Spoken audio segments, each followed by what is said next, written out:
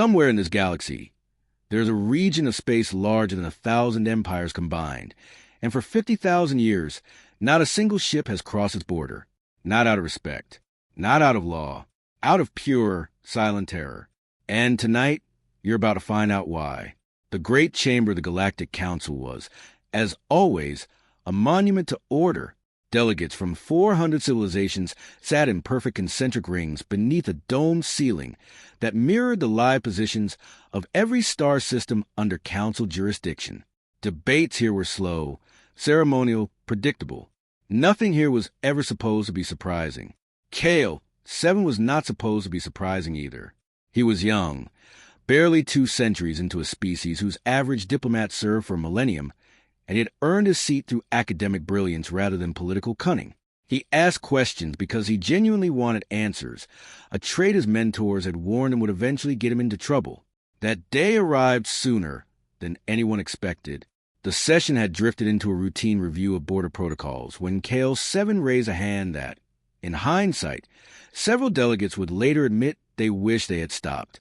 "If I may," he said, his voice calm and unaware of the storm it was about to summon, "I've noticed the Sector 12 exclusion zone has existed for exactly 50,000 years.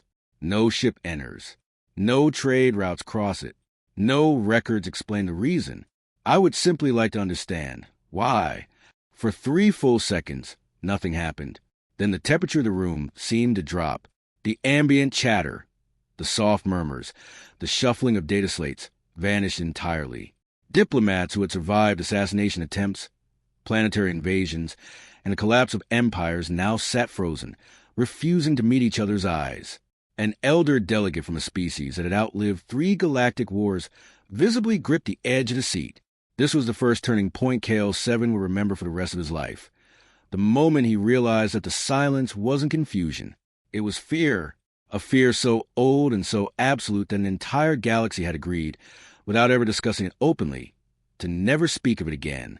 The council speaker, a being of shifting light and ancient authority, finally addressed him, not with an answer, but with a warning. "Delegate Kale 7, the speaker said, each word measured like a diplomat defusing a bomb. "Some questions are better left unasked.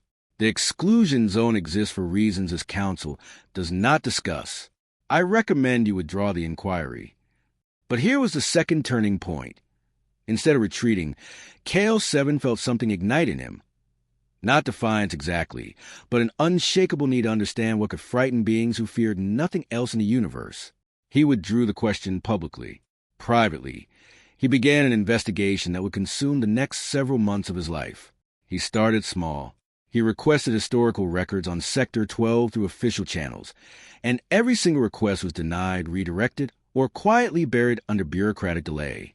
He tried academic archives next, cross-referencing ancient star charts, only to discover something unsettling. Any document mentioning what lay inside that exclusion zone had been sealed under a classification level higher than war codes, higher than plague protocols, higher than anything Kale 7 had ever encountered in his career. That was a third turning point.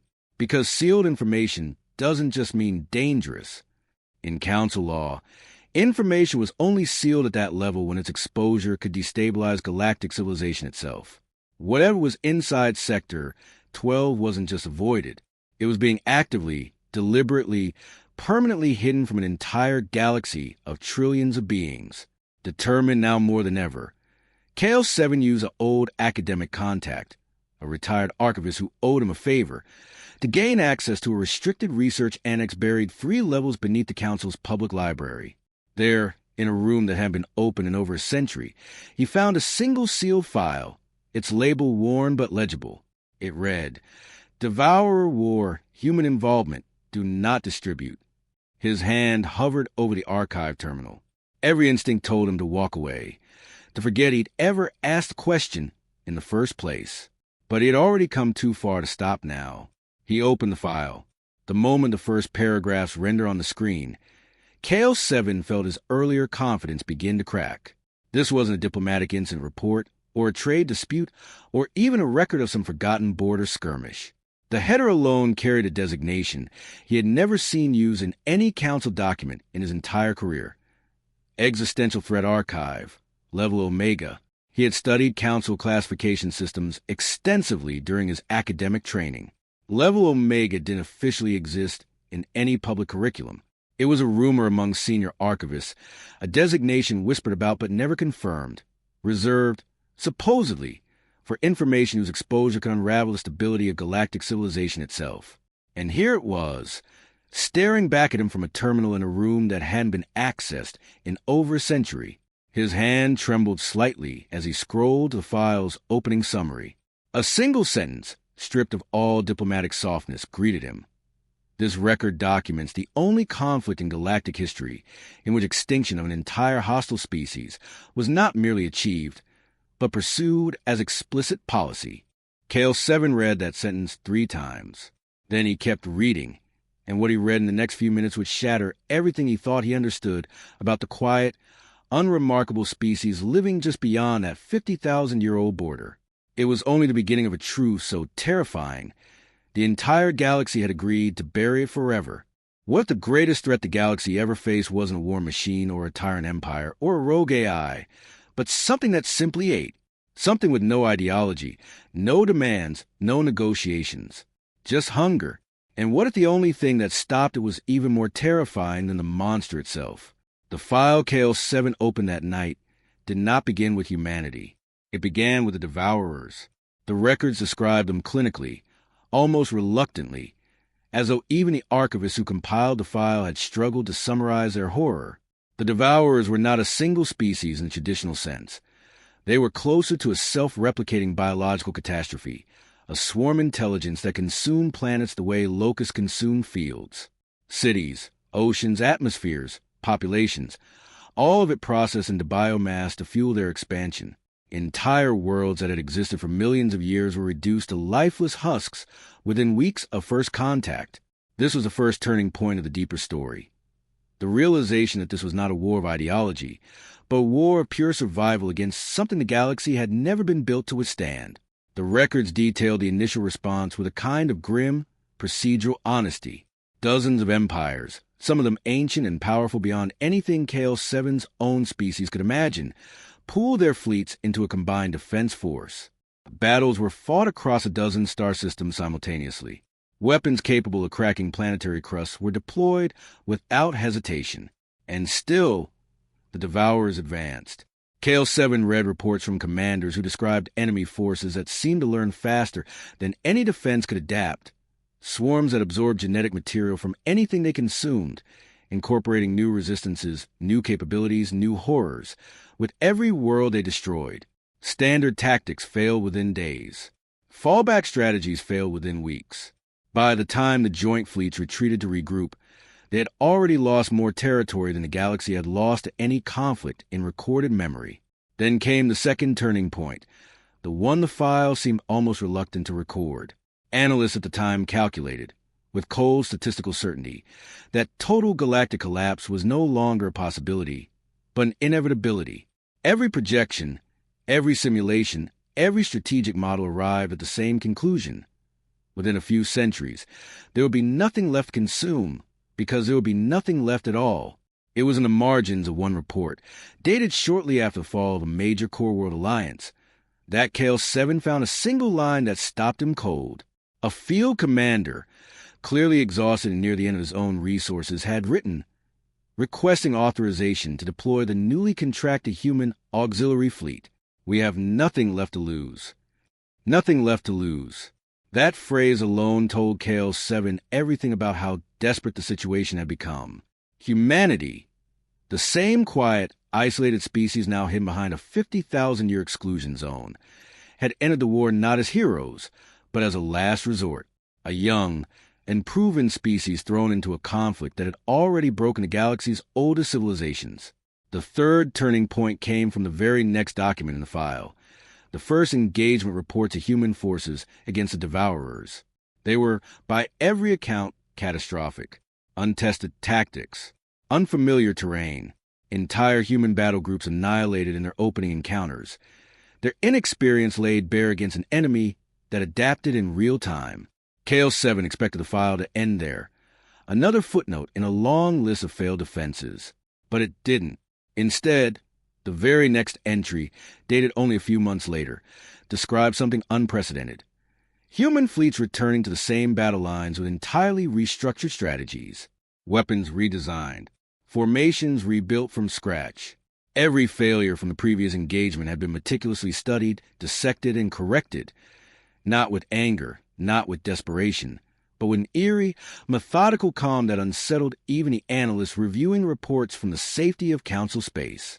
One officer, coordinated with the Joint Fleet, had written in his log, "They don't panic. They adjust.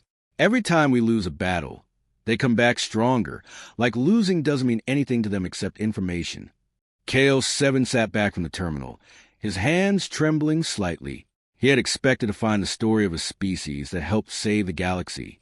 What he was beginning to uncover instead was something stranger.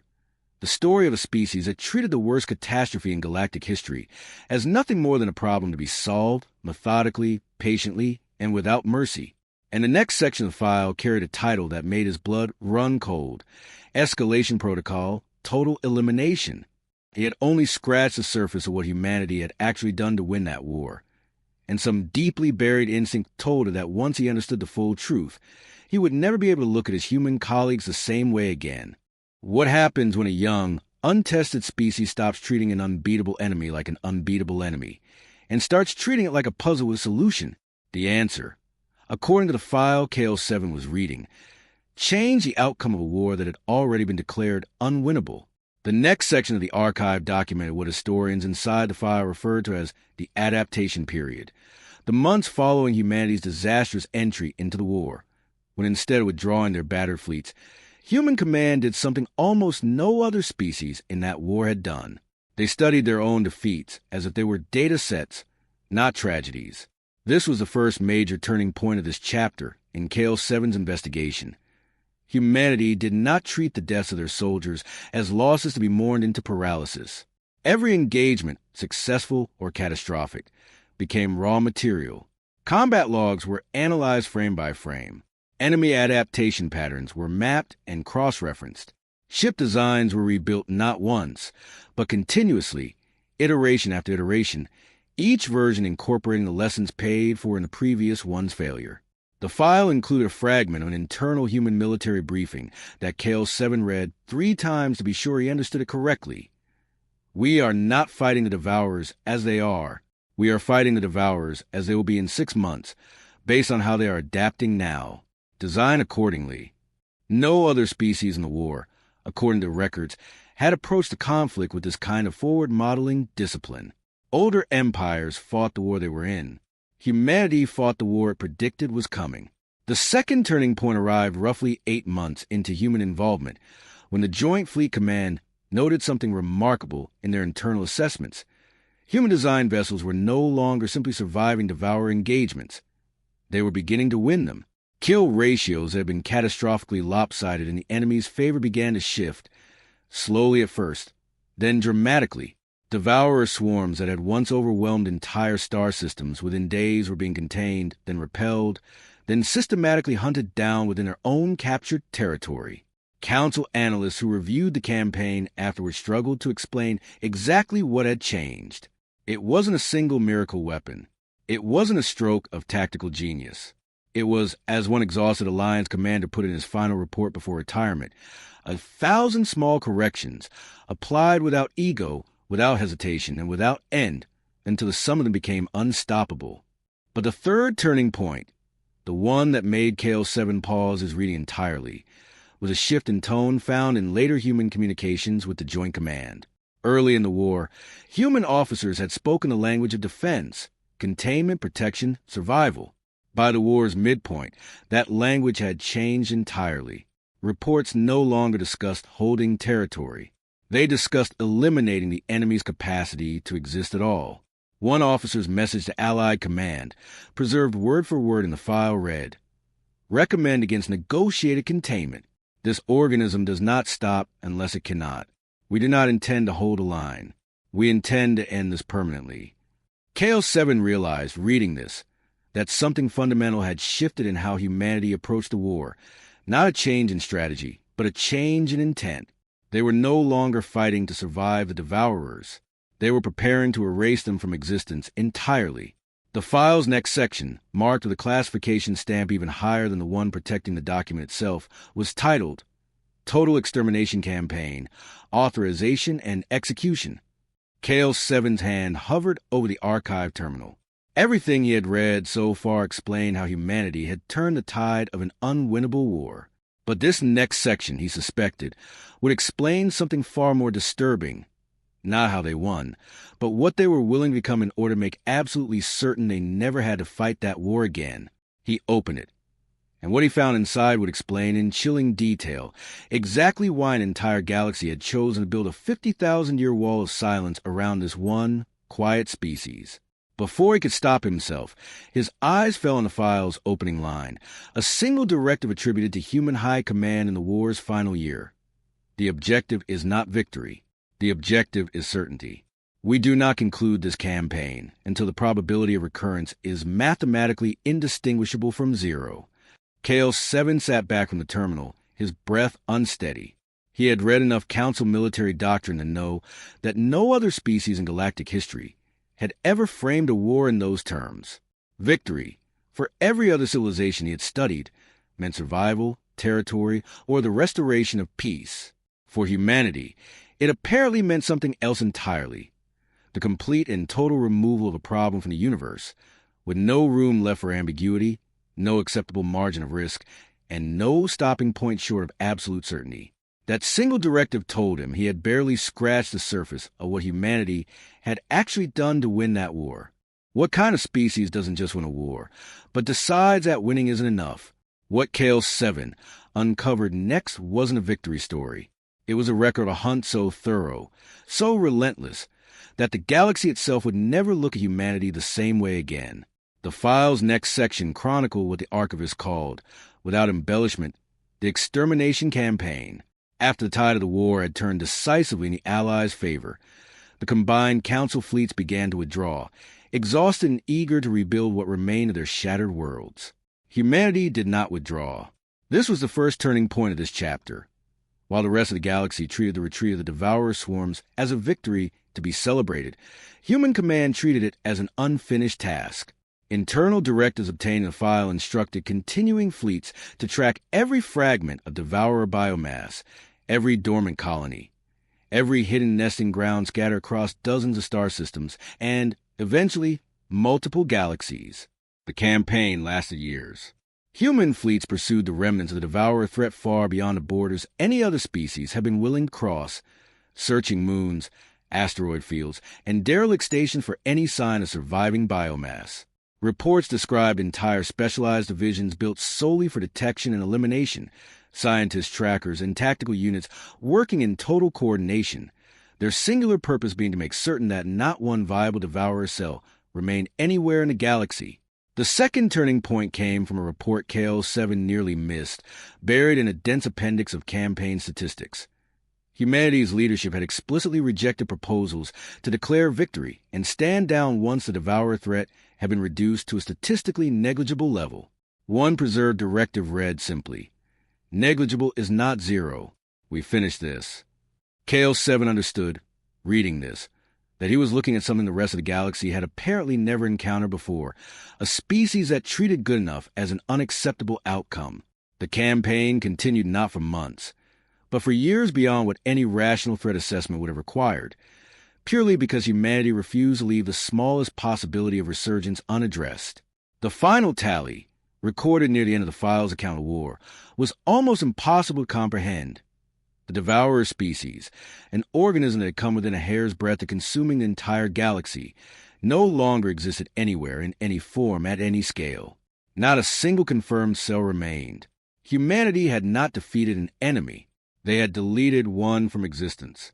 And yet, KL-7 noted, the file's tone here was not triumphant. It was uneasy. Analysts who studied the campaign's final reports focused not on the outcome, but on the manner of its execution.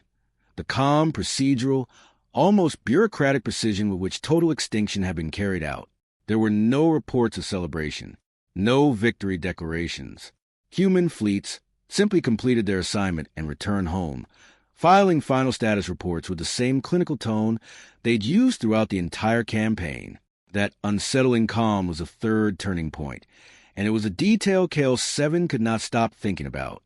He needed context no file could give him. He needed to speak to someone who had lived among humans, who understood them not as statistics in a classified archive, but as people. That was how, several days later, operating well outside official channels, KL-7 arranged a secret meeting with Dr. Sarah Chun, a human historian working quietly within council academic circles, whose background checks revealed decades of specialized research into her own species' military history. They met in a small, dimly lit research annex far from the council's public spaces. Dr. Chun did not seem surprised that he had found her, or that he wanted answers. "You've read the file," she said without preamble. "Enough of it," KL-7 admitted. "Enough to know I don't understand what I'm looking at." Dr. Chun studied him for a long moment before she spoke. "Humans evolved as persistence hunters," she said quietly. "Long before we ever left our homeworld, our ancestors survived by choosing a target and pursuing it, not with speed, not with strength, but with patience. We would follow an animal for days, through heat, through exhaustion, until it simply couldn't run anymore. It's built into us. Once we commit to a target, we do not stop until it's finished." KL-7 felt something cold settle in his chest as the implications sank in. The Devourer War, Dr. Chun continued, wasn't about revenge. It wasn't about hatred. It was never personal. It was a problem.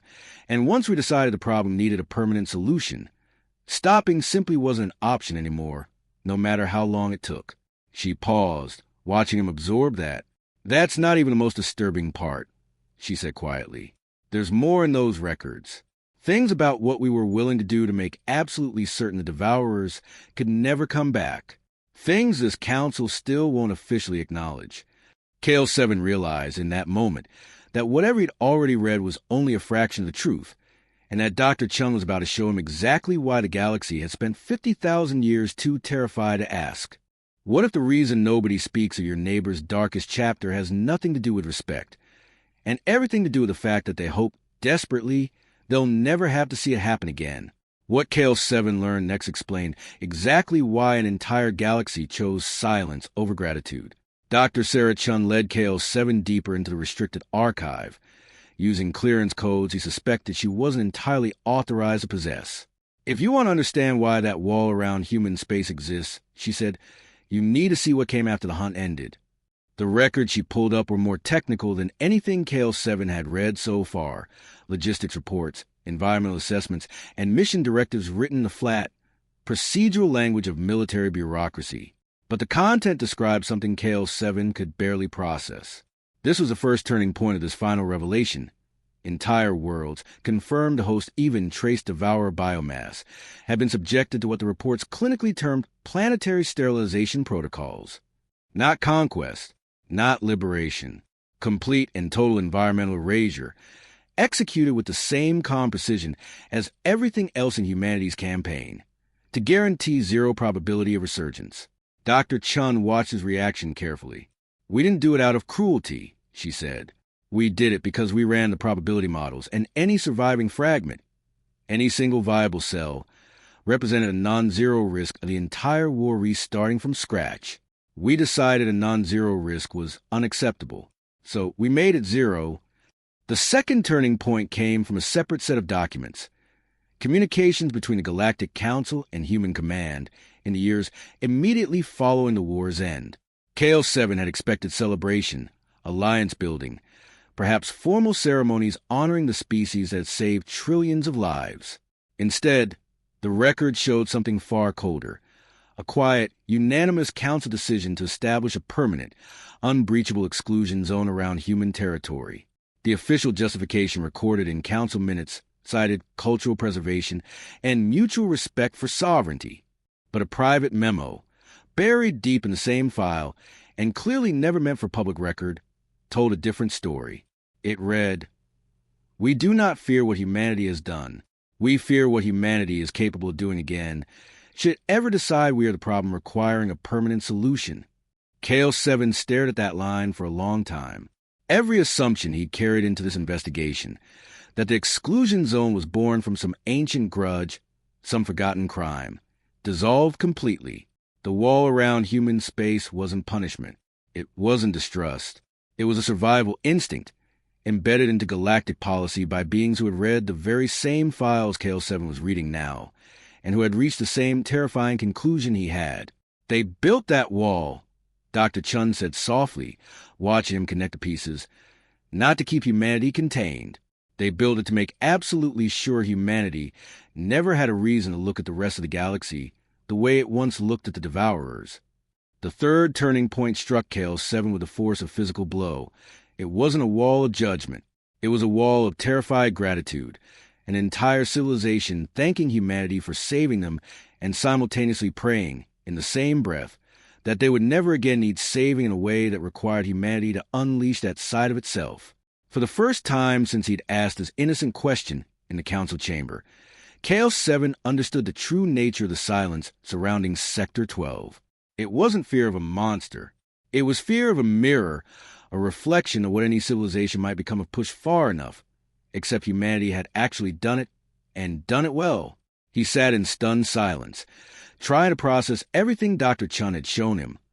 When her comm device chimed with an alert marked in a priority color he had never seen used before, she read it, and for the first time since they'd met, KL7 saw a genuine alarm cross her face. "What is it?" he asked. She turned the screen toward him. Deep space sensor arrays along the galaxy's outer rim had detected something entering from a void between galaxies, something massive, something that council analysts were struggling to even classify. "They're calling them the Harvesters," Dr. Chun said quietly. "And according to these preliminary reports, they've already consumed thousands of galaxies before ever reaching ours." KL7 felt the floor seem to shift beneath him. He read the fragment of the alert over her shoulder. Sparse, urgent, and stripped of the usual diplomatic caution. Sensor stations along 3 separate outer rim relay chains had gone silent within hours of each other, each transmitting the same final burst of data before losing contact entirely. Massive, coordinated signatures moving in formation, consuming stellar systems in patterns too vast and too organized to be anything natural. "How long," KL7 asked, "before something like that reaches us?" Dr. Chun didn't answer immediately. She simply turned back to the screen, scrolling through the incoming projections with the same unervingly calm focus he'd already come to recognize as distinctly human, based on their current trajectory and expansion rate. She said finally, "Less time than this council will spend arguing about whether the threat is real." The story KL7 thought he'd finally understood was about to become something far more urgent. Because if what she would say was true, the galaxy was about to need exactly the kind of terrifying, relentless solution he had just spent weeks learning to fear. What do you do when a threat far greater than anything you've ever faced arrives at your doorstep, and the only species capable of stopping it is the very one your entire civilization has spent 50,000 years too afraid to speak to? The galaxy was about to find out. News of the Harvesters spread through council space faster than any diplomatic channel could contain. Preliminary reports, hastily compiled from fragmented sensor data, painted a picture more terrifying than even the Devourer War had been. These were not biological organisms consuming worlds for resources. The Harvesters were vast, coordinated machine civilizations, systems that crossed the empty void between galaxies, methodically dismantling and consuming everything in their path, leaving behind nothing but stripped, lifeless husks where thriving civilizations once stood. This was the first turning point of the final chapter. Unlike the Devourers, whose expansion had at least followed patterns of joint fleets eventually learned to predict, the Harvesters operated with a scale and coordination that made every existing council defense plan instantly obsolete. Preliminary damage assessments from neighboring galaxies, transmitted via ancient relay stations moments before those systems went permanently silent, estimated that entire spiral galaxies had been rendered lifeless within a matter of decades. Panic, of a kind the council chamber had never witnessed even during the darkest days of the Devourer War, spread rapidly among the assembled delegates. Emergency sessions ran continuously for days. Every simulation run by council strategists reached the same grim conclusion. Even with every fleet from every civilization combined, the galaxy stood no realistic chance of surviving direct confrontation with a force of this magnitude. The second turning point arrived when Dr. Sarah Chun requested, and was granted, out of sheer desperation, an emergency address before the full council. KL-7 watched from the diplomatic gallery as she stood before the same chamber that had once fallen into terrified silence at his innocent question. Humanity has already been monitoring the Harvester incursion for months, she told the assembled delegates, her voice calm in a room thick with fear. We began preparations the moment our long-range sensors detected the pattern of galactic consumption approaching this region of space. We have a plan. A wave of desperate relief swept through the chamber, quickly followed by tense silence as Dr. Chun raised a hand to continue. But there is one condition, she said. If humanity commits to this fight, we will not commit to merely repelling the harvesters from this galaxy. History has taught us that half measures against existential threats only guarantee their return. If we fight the way we always have, completely, and without stopping until every last trace of this threat is permanently erased from existence. The chamber fell into the same heavy silence KL-7 remembered from his very first question, except this time. He understood exactly what that silence meant. It wasn't confusion. It was an entire galaxy confronting an impossible choice. Trust the one species whose methods had always terrified them, or face annihilation entirely alone. The third and final turning point came in the days that followed, as the Council, with no viable alternative remaining, formally requested humanity's full military engagement against the Harvester threat. KL-7 watched, from a diplomatic vessel position at the very edge of Sector 12, as something happened that no living being in the galaxy had ever witnessed. The ancient exclusion zone silence broke. Massive defense arrays, dormant for 50,000 years, began activating in perfect, practice sequence across human space. Fleets that had been quietly maintained in complete secrecy for centuries emerged from hidden shipyards. Entire star systems that outsiders had always assumed were simply empty, isolated, and unremarkable revealed themselves to be a vast, patient, fully prepared war machine, one that had apparently never stopped preparing since the day the Devourer War ended. Standing at the edge of that awakening, watching lights ignite across a region of space that had been silent his entire life, KL-7 finally understood the truth Dr. Chun had been trying to show him from the very beginning. The galaxy had never feared humanity because humans love war. Humanity had never sought conquest, never demanded tribute, never used their capabilities to dominate a single other civilization in 50,000 years of restraint. What the galaxy feared, what had built a permanent wall of silence around an entire species, was something far simpler and far more absolute. When survival itself was at stake, there was no force in the known universe more relentless, more patient, or more final than the human race. And now, as ancient defenses lit up the darkness for the first time in 50 millennia, the galaxy was about to discover exactly what humanity was capable of when it decided, once again, that a threat needed to be erased completely. The Harvesters had already consumed thousands of galaxies without ever encountering true resistance. They were about to meet humanity,